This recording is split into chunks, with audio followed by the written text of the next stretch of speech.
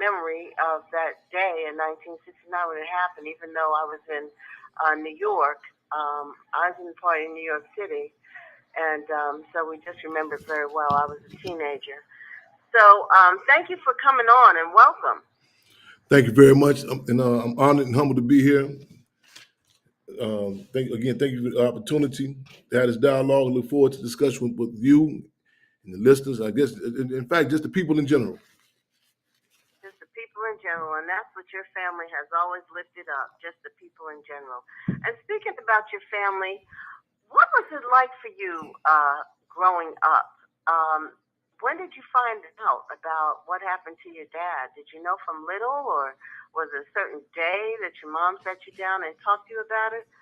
I mean, that had to be a kind of emotional trauma, wondering about what happened to your dad. How did that go for you? I can't recall a certain sit down time like we just had a discussion and just laid out who Chairman Fred was.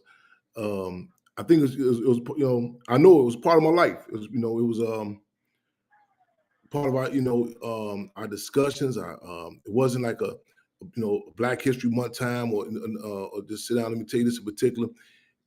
Throughout and it's continuous even as we speak. Just the experiences I go through. There'll be certain situations. I recall. Who am I? I recall a situation. I was probably about 3 years old. I remember, this. Um, I had to be about three, but I don't remember. I just remember 3 or 4, no, a little older than that. But I always. She tells me back. Well, she articulates that better because I moved. I'm thinking around that time, and she talks about how she would talk. She was lay out, say things to me like how when I move my hand, how I move my hands and I spoke. How she would talk about your father. He done that. So, but again, Mm. it was all part of my life, and it's still as we speak. I'm continuously learning and relating to experience who he is. What he represented, and yeah, it's been a lifelong. It's been a lifelong lesson. You know, Mm. yeah. And that's got to be a challenge because there. How did you stay strong? Because that's traumatic. It's what we call in medicine adverse childhood experiences. Hmm. But you were able to really stay strong and carry on the legacy. And there are a lot of people whose parents were in the struggle or were very prominent individuals and whatnot, and met a tragic end, and they haven't been able to maintain and carry on the legacy in the same way that you have. So, what do you attribute that strength to? I credit a lot to my adversaries as well as my allies. In other words, Wow. yeah, yeah. I grew up in the city of Chicago, which during a lot of time, most of my life, a lot had not changed. In particular, even some of the names, some of the names of the same individuals. Um, when Chairman Fred and Defense Captain Mara Clark were assassinated December 4th, 1969. It was under the tenure of then Mayor Richard J. Daley Sr. And most of my life, I grew up, Mayor Richard Daley Jr. was the mayor. So, faced some of those same atrocities, same conditions. And also I would, come into contact with people. And I reminisce back at that time period, a lot of brothers and sisters who were like on the corners of the cold Chicago winters, they'll be around those trash cans, burning wood amber to stay warm. I would listen to the conversations. I would hear the, testimonies about them. I would pick the brains of not only my mother but other members of the Black Panther Party, and just liken to some of the situations I was going through. And I think we're also has continued to maintain my objectivity and my strength, if you will, is the politics. And I say the politics is not to take what happened to Chairman Fred, what happened to my father, subjectively or personally. I draw the correlation to, like they say, I think in martial arts, they say when you fight, I think in Taekwondo in particular, it's a certain way that you can take the hit, but you can spread it throughout your body as opposed. It hurts more if it's centralized in one location. And I think, and I said, you would be hard pressed if you, throughout past interviews I've done, I never said the police killed my daddy. I've assessed it in an objective way that, saying the government assassinated Chairman Fred. And this, saying this is a hit to not me personally, but to our people. And I would, and it's, so even in good time, the love as well as the hits, saying, that pain was going to be spread throughout, saying. So I didn't take it personally, subjectively, So I think that, and also to understand who he was, to really know who he was, that's the price we pay for freedom, and that's a price, and he was willing to pay that price. And I'm gonna say this too, and I say, sorry that I say, a lot of, though the government, though my father, Chairman Fred, was taken in a graphic, brutal way. There are so many instances in which many of our fathers, our mothers, are taken from us by shooting them down, stringing them out on some sort of form of narcotics, locking them up some way. But again, to be able to objectively sum up what happened to him, that enables me, to move forward. And also in addition to not to attempt to walk in the footsteps, but we say walk in the path of Paul's steps. And how is your relationship with your mother coming up, and even to this day? I've number occasions I had summed my mother up in it's my A1 from day one. Again, my A1 from day one. All right. My A1 from day one. That was, in a sense, that was my first jail cellie. That's who I was first locked up with. December the 4th, 1969, that morning. My prenatal. In the womb. That was she was locked up amongst the other survivors of December 4th, 1969, and she was 8.5 months pregnant. She just turned 19 a few days prior, and I said that the first piece of steel I've ever come into contact with, as opposed to a doctor's stethoscope, was Chicago Police Department's revolver placed on my mother's 8.5 month pregnant belly, and we've been through ups and downs. She's the same one that had to deal with her comrade, her husband, being in the infamous Menard prison in 1969, and her son taken to that same particular prison.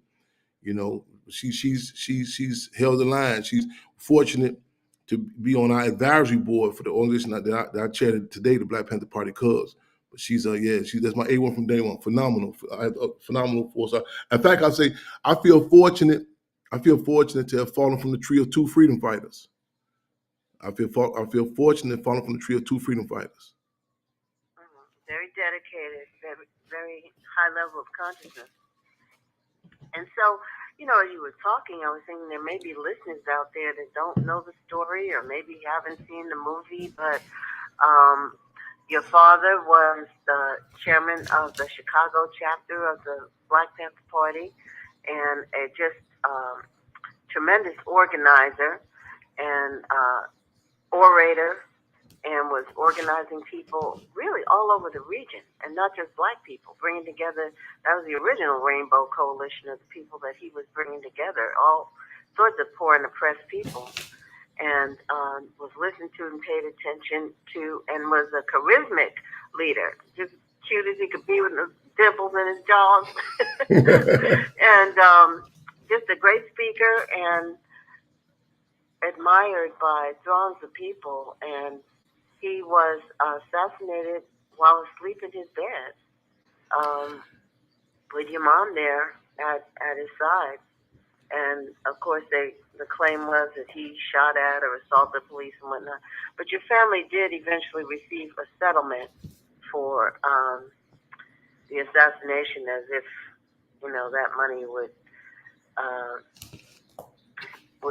could even begin to repay the atrocity. But there are some that haven't gotten anything. But the settlement did prove that, beyond a shadow of a doubt, that your father was murdered by the Chicago Police Department. And so, and during that time, you're saying that they the police pointed a revolver. Your mother was 8.5 months pregnant, and they pointed a revolver at her belly. That is just, I can't even hardly say that. Yeah, you know, they opened the, she had actually she had the robe of Chairman Fred. She had that on. She had his slippers on, and they opened her robe when they put out of the room. 'Cause she had covered down over his body. She had seen, he wasn't moving relatively slow, unusually slow, and she had covered down. She felt the shells coming through the mattress, but Mm. he wasn't hit. Because when you see her the picture, her mug shot picture, you don't see any blood on her, but she covered down and Mm. over the chairman. And when they pulled out, they had pressed the pistol to her belly. Again, she's 8.5 months pregnant. I was subsequently born about 20 to 25 days later, and came close to being born inside. Since inside jail, I say my birth certificate was almost my death certificate. Um, that was again December 4th, 1969. But in the I'm dish, sorry. Wait, did she deliver you in the jail? no, I said I came close to Oh, being came born close. inside. Yeah, I came. I was born. I was. This was December the 4th. The people had came with, with the bond money. Because I say, but let me say this. 'Cause I won't draw a foregone conclusion. Everybody know they were charged. My mother, and other survivors, the remaining survivors, they were given trumped up charges. They were charged. They were Mm. given everything from attempted murder, battery on the police, so on and so forth. This is the next day. The Chicago Sun-Times had ran an article saying that it was a shootout between the police and the Panthers. It was later exposed about even over 99 rounds that was shot that were into the home, and the majority of the shells were like literally directed toward the head where he slept, where he rested at, and they had this part of the infamous COINTEL program, the counterintelligence program, which is implemented by the former Director of the FBI, J. Edgar Hoover, and architected by the former Deputy Director of the FBI, William Sullivan. Program which the government said, in its own words, was created to discredit, demise, disrupt, and destroy any Black nationalist movements, in which over 90% of it was directed at the Black Panther Party. And it was in fact, former Attorney General John Mitchell had said the Black Panther Party would be destroyed by the end of 1969. And former Director of the FBI, J. Edgar Hoover, has said the Black Panther Party represented the number one threat to the internal security of the United States since that of the Civil War. And this was a strategic hit, similar to the assassinations of Captain Deputy Minister of Defense, our apprentice Bunchy Carter, Deputy Minister of Education John Huggins on UCLA campus, January 16, 1969. The assassination of little Bobby Hutton, 17 years old, April 6, Oakland, California. The forcing later on of forcing into political exile, Assata Shakur, and so many others. These are strategic hits of the infamous COINTEL program. You had mentioned about his organizing. He was a international organizer. In fact, you did point out it was actually Chairman Fred that authored the Rainbow Coalition, in which some major factors, the respective organizations of Young Patriots, even many, a lot of people call the street gangs, but the street organizations, formerly known Devil Disciples, later become the Black Disciples, Black Stone Rangers, Black Peace Stone Nation, and was able to win them certain points of political unity.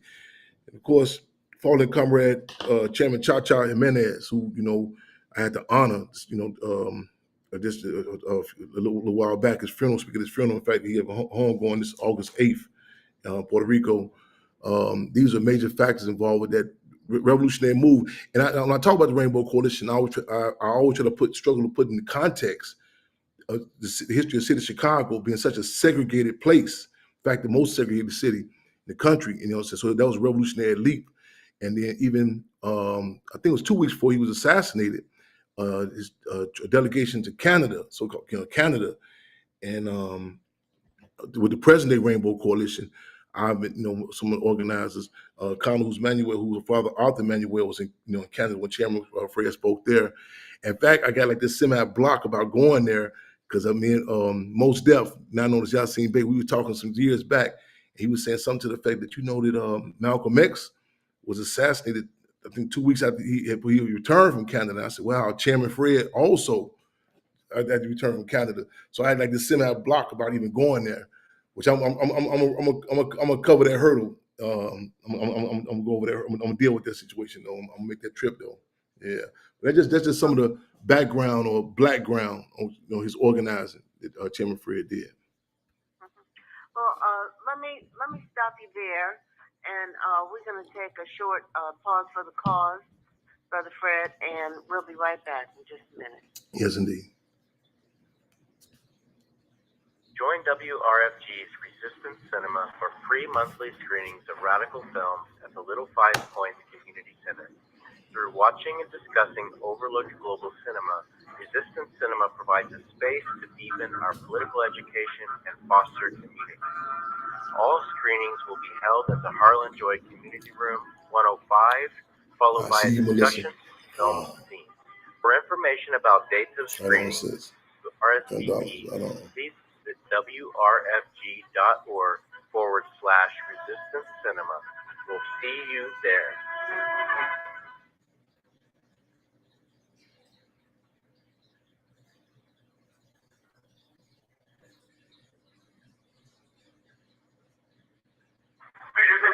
Officer. Yes, I think I'm reading. Come on, what's it, officer? Got it. So we always say in the Black Panther Party that they can do anything they want to us. We might not be back. I might be in jail. I might be anywhere.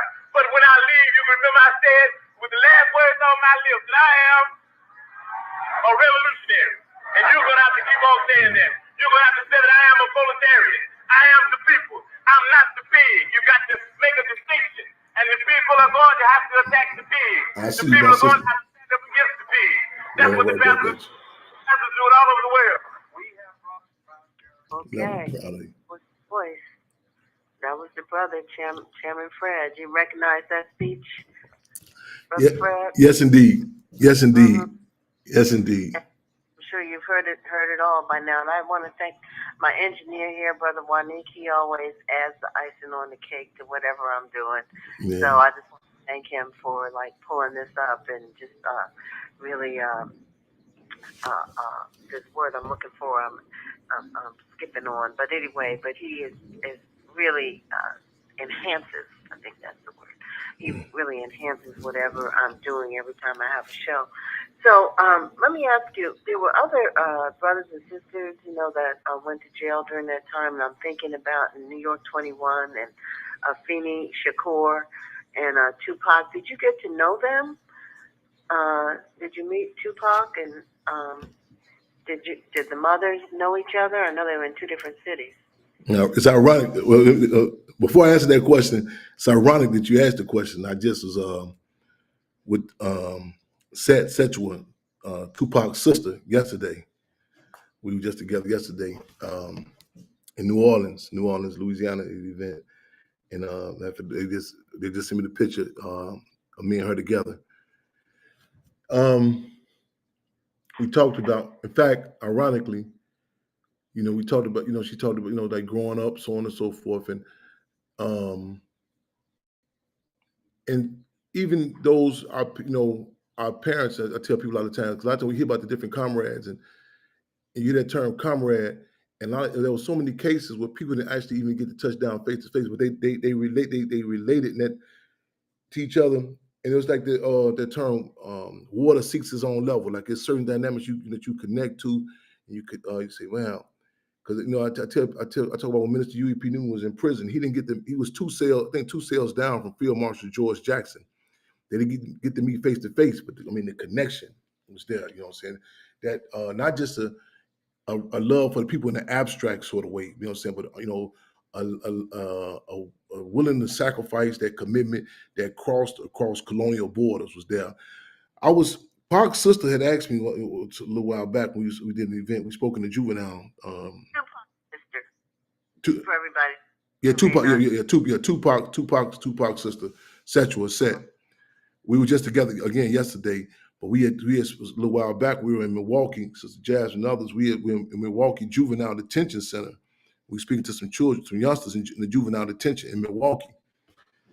And when we left, this is our first time really just touching down.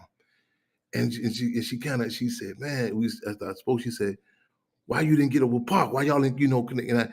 And I told her, I said, I was locked. I said, man, remember I was locked up. And I had to remind her, I said, I was locked up. And I said, man, I said, it would have been something to tell the capitalists about, something be able to connect. And we tried to reach, I remember the time I was, trying to indirectly, because communication is difficult. Again, I'm a former political prisoner. And I was around the same time I was trying to connect with him, also with Reuben Hurricane Carter. Because Reuben Hurricane Carter, who Denzel Washington played in the movie called Hurricane, a phenomenal boxer, phenomenal human being. And he was I think he was trying to visit me one time, they stopped it. But that was on the same time we was trying to make that connection. And and we had to talk about our people in general. We have talking about meetings and just connecting.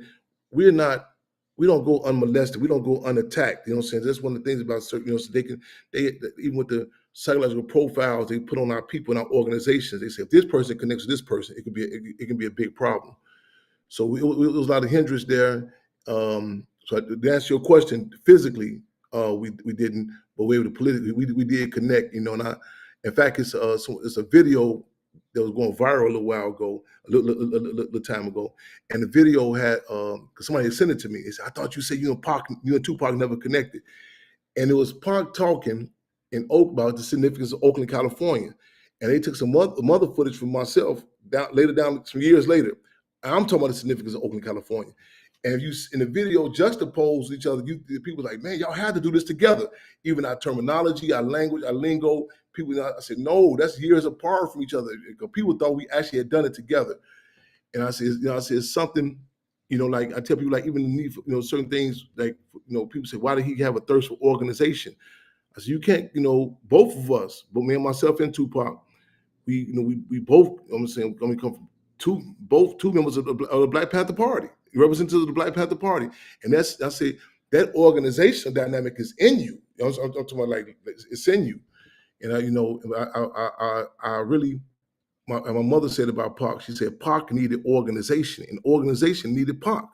And that's what I say, even when I'm organizing, I guess you mentioned earlier, I'm Chairman Fred, the international chairman of the Black Panther Party Cubs.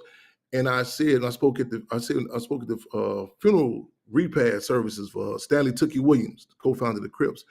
And I remember saying something to the effect that Tookie grew up in the climate similar to that I grew up in, deprived of such an organization as the Black Panther Party. And I said, never again, not on our watch, never again. Because in so many cases, our people are given the only quote unquote options of being a Boy Scout or a banger. In other words, engage in the spying capitalism on the streets, or just suitable and Buddha for corporate America.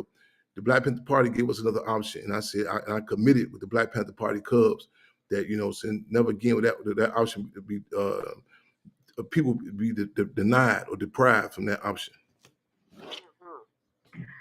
A couple of things. Let me just do a station ID right now. You're listening to Visionaries on WRFG 89.3 FM here in Atlanta, or WRFG.org on the World Wide Web. So, a few things come to mind listening to you, because I know you had your own trials for being framed and arrested and imprisoned for a period of time that people may not know that. And thank God that you were able to get up out of there. So that was one thing. I'm just going to add that because I don't want to dwell on that too much. But and I also wanted to add that this is Black August. This is the beginning of Black August, and Black August is a time that we remember and that we honor and that we lift up our Black heroes and sheroes. And I'm really grateful to have you on the show. This is my first show of Black August for this year. So I want to thank you for coming on. Now, you mentioned going to the juvenile prison, and what do you think are the differences now between the generation of your parents and what we see our young people going through now? What do you think is the difference? Why the consciousness is not as high, I would say, as it was back then?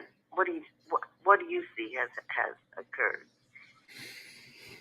And myriad of differences, and I spoke. There was a video, and there's another video happening that was going viral. This young brother had approached me. He's known for approaching people in the community and just asking them, questions up the spur of the moment.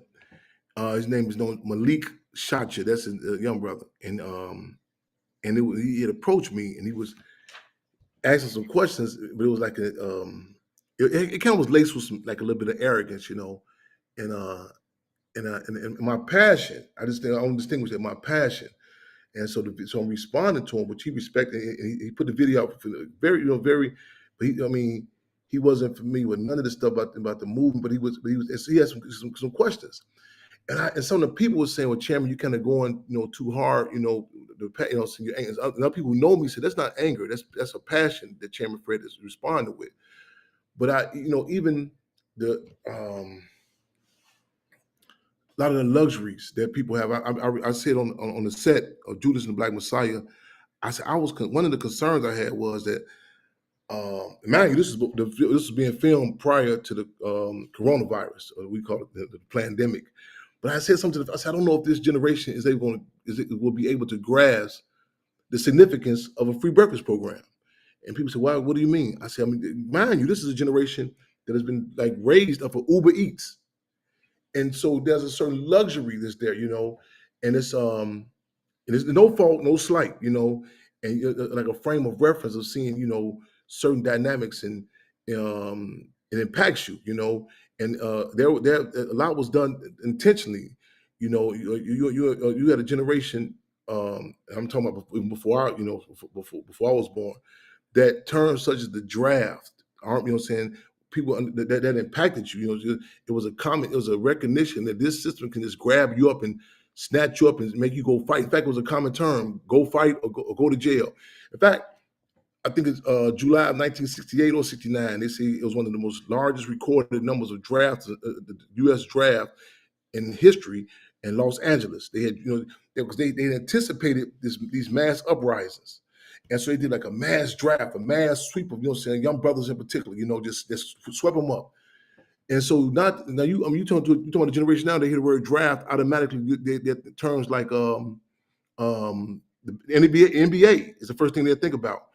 And it's a political conscious level, certain discussions, recognize, they have been deprived of it. These are reactionary times we are now. However, you see, certain intense conditions are forcing, breeding a different sort of person. Like, even a lot of people, they're amazed when they hear about the names, the ages. They say, "Wow, I can't believe, Chairman Fred was targeted when he was 14 years old. He was 21, he was assassinated. Little Bobby Hutton, 17 years old, Yeah, we were kids, and like as teenagers. Yes, different. It's hardly anybody was 30. Yeah, right. I heard it was a certain term that people even say, "Look at you funny if you even survive past 30." And that was revolutionary period, and so you impacted by the time. I think Lenin said in revolutionary times. Lenin said, "What takes people 20 years to learn in ordinary times, they learn in 2 years in revolutionary times." So it's a different sort of, like, even relationship. I recall a sister was with her husband, like literally her husband was sitting next to her, and she was talking to my mother, and she cried. She said, "I just can't see." She said she couldn't fathom how my mother covered down over Chairman Fred. And her husband was right there. And I said, "Wow, and that commitment, that, that's the sort of dynamic." But I don't want to say it in a way, like in demeaning way, or like demoralizing way, like it just messed up. Again, you see, there's, we are damaged, but we're not destroyed. We are damaged, but we're not destroyed people. But, those are some of the different dynamics. And there's no, I don't want to say it subjectively, like it's these are like bad or so on and so forth. And that's, you have to be able to put your ear to the ground and see certain spurts of growth. Like, the Kendrick Lamar phenomenon. Again, the Kendrick Lamar phenomenon. It's a dynamic. You see certain discussions happening now. In fact, one of my comrades has said, "Chairman, I'm so glad we have a song that we happy these children are singing." You know what I'm saying? So you have to have your ear to the ground. But that's just one of the different dynamics you see, the varying generations. And then, Brother Fred, having asked that question, I just want to throw in there, coming from that generation of your parents, that the brothers and sisters that were in the struggle, we considered ourselves in the vanguard. In other words, we were really a step ahead of the average person in consciousness and commitment. And even though it was more popular and it was easier to get off into revolutionary consciousness and frame of mind, it still wasn't everybody. And a lot of the things going forward have really been co-opted. When you were talking about the free breakfast program, people realize the Panthers shamed the United States into providing breakfast. Kids can get breakfast in school now. They take it for, but they don't understand that was something that was started by the Panther Party in the 60s. When I went to school as a kid, there wasn't no breakfast. You had to eat your breakfast at home or you don't get none. Yes. And so that free breakfast program, safety net clinics, like a lot of things that came up, because the Panthers had clinics, they had sickle cell screening. There were just a lot of things that were brought into consciousness now that people take for granted as part of the quote unquote system. Yes. Okay, because they're masters at co-opting. They are this system is masters at co-opting, and they are masters at it. And I didn't mean to cut you off. I didn't mean to cut you off, but you just. No. Yeah. We got you on the air. And it's something. And a lot of times we welcome contradictions. So in fact, Minister U.E.P. said contradictions are the ruling principle of the universe. Contradictions are the ruling principle of the universe, and no doubt about it. And you know what I'm saying. And also another saying, Minister U.E.P. said his mother said her preachers would say, a certain amount of suffering is good for the soul. A certain amount of suffering is good for the soul. I have no issue with ignorance. You took my, but you have so many, populists who have arrogance with ignorance. Again, an arrogance with ignorance. The Black Panther Party is, I can't tell you the struggles we went through to do damage control with the movie. You know what I'm saying? We had to, we had to change this. We had to, you know what I'm saying? It was so many battles. And I'm going to say this respectfully. I'm learning more than stuff that we take for granted. In fact, you asked me my relationship with my mother comrade. And and this is my comrade. We deal with criticism. We deal with self-criticism. In fact, I remember one lady was on the phone. She said, "Wait a minute, did you call your mother comrade?" And she couldn't understand. She said, "I can't believe that, And it's a way of life with us, And I raised some criticism with my mother when I was released from prison. I said, I think there's a certain amount of subjectivity that you engaged in. I say, it took for granted, and it impacted me. I took for granted everyone, knew about Malcolm X, who he was, and I mean, it's something I took for granted people would know. I come to find out they don't know the Black Panther Party. People would say it like, "Oh yeah," and I would go places. I'm like, "Wait a minute, you saying that's the Black Panther Party?" I'm like, "Are you serious?" And stuff again that you think that people know, and it's in certain contested conditions where people have to see side by side. Say, "Wait a minute, I didn't know." You know what I'm saying? And certain contested conditions. With this system, again, as Malcolm X assessed the March on Washington, one of the major tactics that they do, if they can't destroy it, in fact, sometimes they say don't destroy it. They say, what we're going to do? Let's co-opt it. Let's make it something it ain't to be. And there was a big situation, I think, in El Salvador, where a progressive individual was running for some office, and the people were backing him. So what did the ruling class do? They went and got some of his own family members, and some of them had the same last name, and people were actually saying, "Well, I don't know, that's the same last name," and as opposed to a populist and doing to the Black Power movement in the '60s, who was so politically mature, you would have to distinguish even family members. You know what I'm saying? There was, that's what it's during intense times. Even you were talking about the Civil War. They say it was a time period when brothers was fighting brothers. Your political line trumped your gender, trump your last name, your skin color. It was it was a political line drawn. It was contradictions heightened. Who are you with? Your interest, how you spoke. We understand what you said, how you related with each other, how you dealt with contradictions. It expressed your political aspirations. And there wasn't this arrogance, say, well, we're going to, so you don't really mean that, what I'm saying? Because the stakes, it was clear, the stakes were so high. You know what I'm saying? And you cannot afford to engage in some sort of liberalism to say, well, we all want the same thing. And you know what I'm saying? That's another difference back to the question you raised earlier.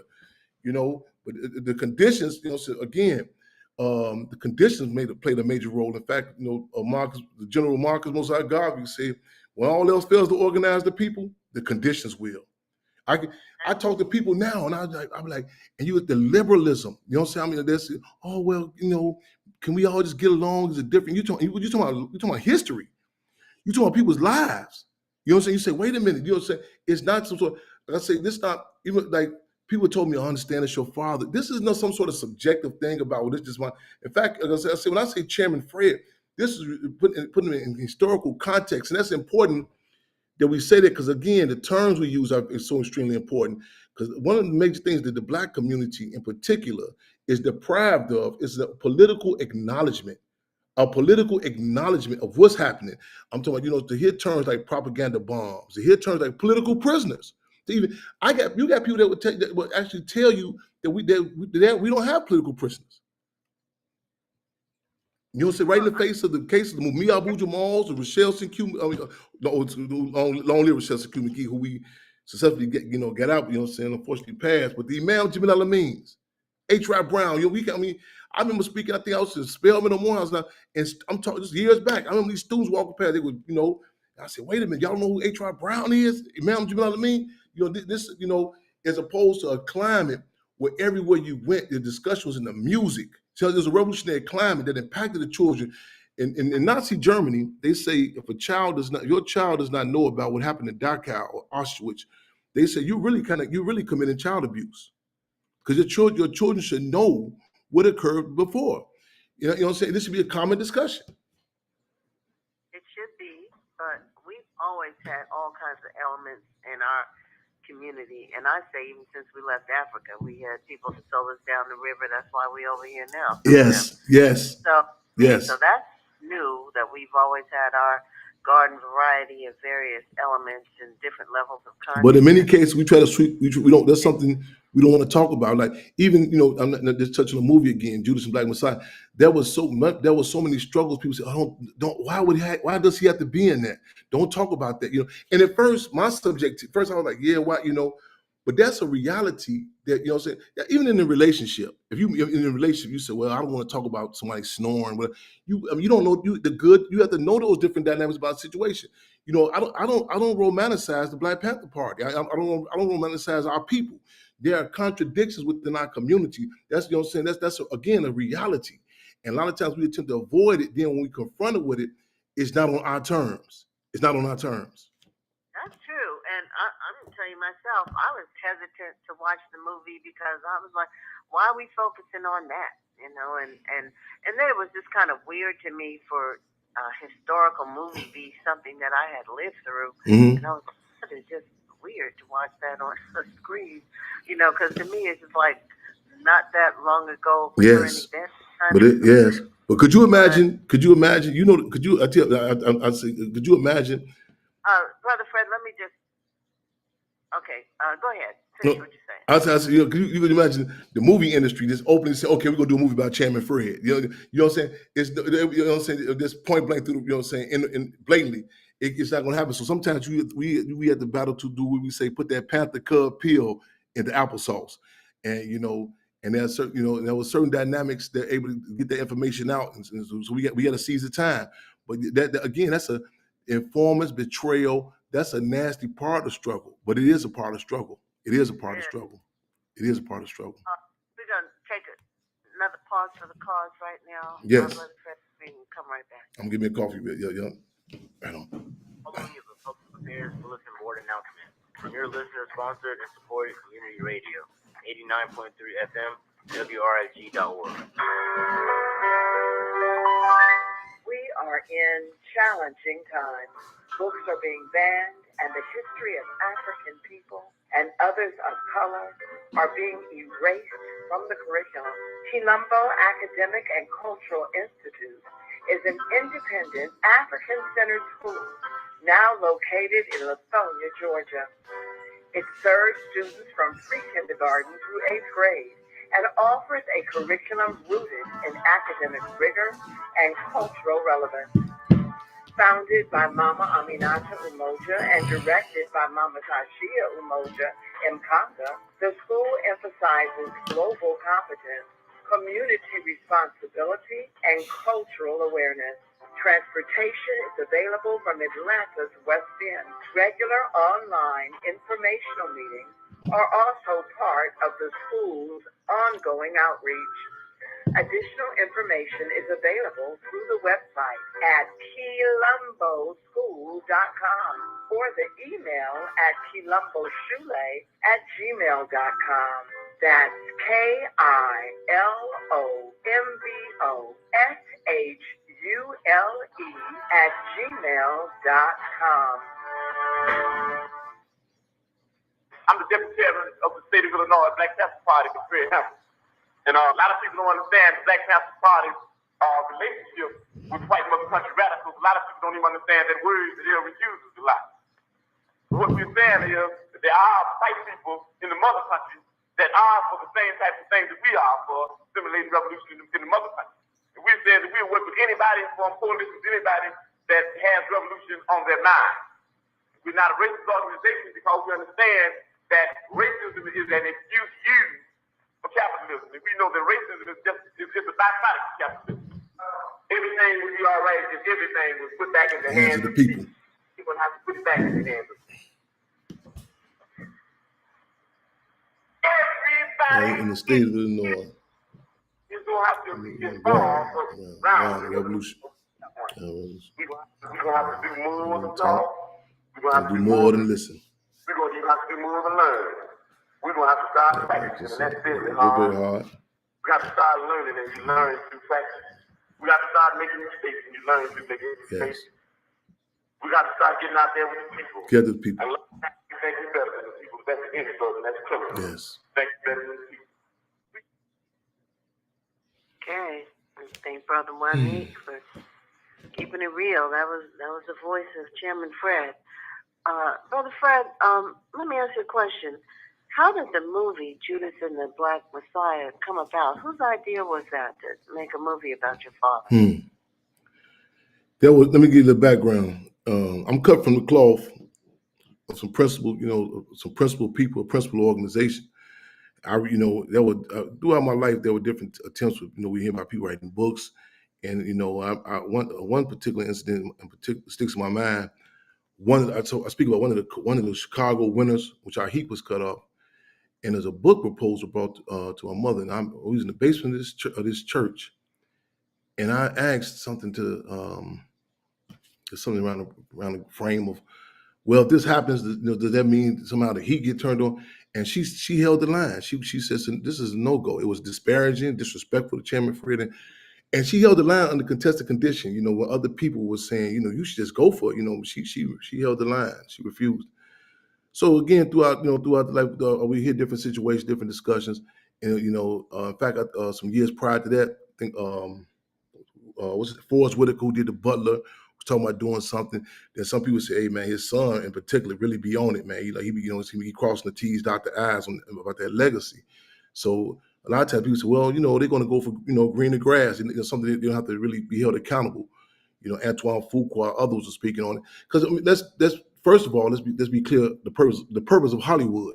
Let's be, saying with the history of entertaining you, and it's not seeking the truth. So when we heard about this, opposition, it wasn't through us initially. We heard about this this potential movie.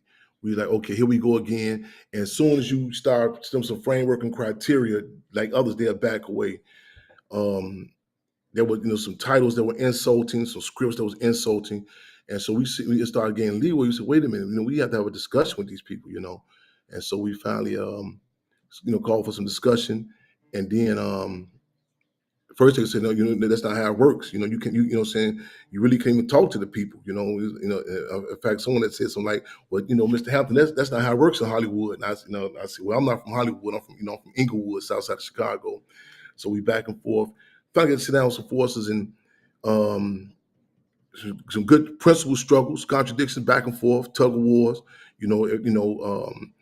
but some greats in their own respective fields. I'm talking the Charles King, Shaka Kings, Ryan Coogler's, Dominique Fishback, Daniel Kaluuya, the cast. So we back and forth, and so we sat down. And I remember one thing in particular, kind of a few things just to say, okay, we wouldn't really go with this, but it was like a battle with so much damage control on how much misinformation that was given to, what I'm saying, and who it was given back. It was an educational. Who were the screenwriters? Shaka King and what's this guy's name? Forgive me. It come to me 1 second. And okay, it was a combination. What's the twins? The two twins. They come to me 1 second. Another this other guy. Give me 1 second while we speak. Is going to come to me. And the two twins. The name is on the tip of my tongue right now. It'll come to me. That was some of the initial script, and it's similar to like a lot of things. It was changing, altered, back and forth again. With the title, the script, but I'm gonna give the name of some of the initial screenwriters in 1 minute as we speak. It's coming to me. I can't recall offhand. Okay, but what do you think the purpose of them doing the movie was? You think it was commercial, or that they really wanted to raise consciousness, or what? Well, again, when you talk about something like, okay, when you talk about a dynamic such as a movie, I tell people, anytime you talk about something that's bigger than an individual, it's kind of like asking, at the period of time where, let's go on another example, the Black Panther Party. There was certain people that came in for different entities. That's some people romanticize the struggle. So everybody came in for the people. No, there were those who came in for relationships. There were those who came in, different dynamics. Contradictions, so on and so forth. But there was a party line. So. You know what I'm saying? And that's the reality. When you talk about a machine, that's why I try not to take nothing personal. Because a lot of times we look at situations like, okay, why did this happen? Like I just had a discussion with some other day. Said, why do you think what happened? Why did the government assassinate Malcolm? I said that's a myriad of different dynamics. I'm talking about you can't just pinpoint it to one point. So if you have certain periods of time, you're able to get that Trojan horse in. Sometimes it's naivety. Some people don't even know what the Black Panther Party is. Some people, then you have those who actually have a love, and in fact, the director Shaka King told me, he had heard me speak before. He read up on Chairman Fred, and I believe there was some serious sentiments. People who pushed. It was tested. You've seen those who once this was like a labor of love for some people. But don't get me wrong. You're talking about a machine. A machine to that. So don't do a blanket statement. Say everyone came in, they want the world to know about who Chairman Fred. There were different dynamics. Some people was with it who didn't even know who Chairman Fred was. Like similar to with the movement. Some people get involved for different reasons. So there's a combination of things, and I think it was imperative that we happen to seize the time. It was I think I give you a prison experience. There were certain books that were able to get inside prison that the administration didn't have an issue with before I was there. But when I got there, they said, "Whoa, stop all those books. You can't do those books can't come in no more." But people said, "Well, they was in here before." I said, "No, he's here now." So certain periods, certain times in history, things can they say, okay, it won't connect to the people. In a tangible way, they can let it go. So again, it's a combination of things. I think it was able to be made. Even even I would even go so far to say, Ryan Coogler, mind you, his resume, the Oscar Grant story, the Fruitvale movie, the thing with Rocky, also the Marvel piece of Black Panther. You know what I'm saying? So You know what I'm saying? So that was able to, get certain leeway, you know what I'm saying, with that. So there's again, like any time a phenomenon, a phenomenon occurs, that's, you know what I'm saying, it's hard to pinpoint to one particular reason why something happened, you know what I'm saying? Yeah. Well, Brother Fred, we're coming down to the home stretch, the last minute or two, and we got to sum it up. The next folks are rolling into the studio to do their show live. You know, I only give me about 55 minutes. But it's been great. Yeah. So, any closing words that you have for our audience and for the young people that might be listening and the older people and just the people, period? What would you say? Well, first, I just want to say thank you to the people for the opportunity to have this dialogue. Look forward to future discussions. In the words of Chairman Fred, dare to struggle, dare to win. Dare to struggle, dare to win. Power to the people. Power to the people. Thank you so much, Brother Fred Hampton, and I want to thank the audience so much for listening. All right. Take care. Thank you. Take care.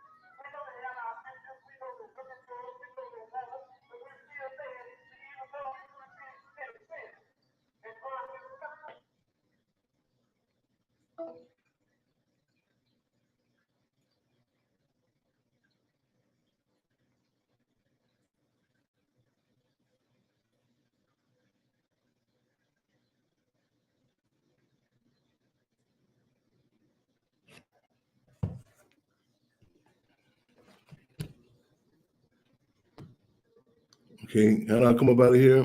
Oh, hang up. Oh no. Oh yeah, hang up. My brother Ron, we got to make it.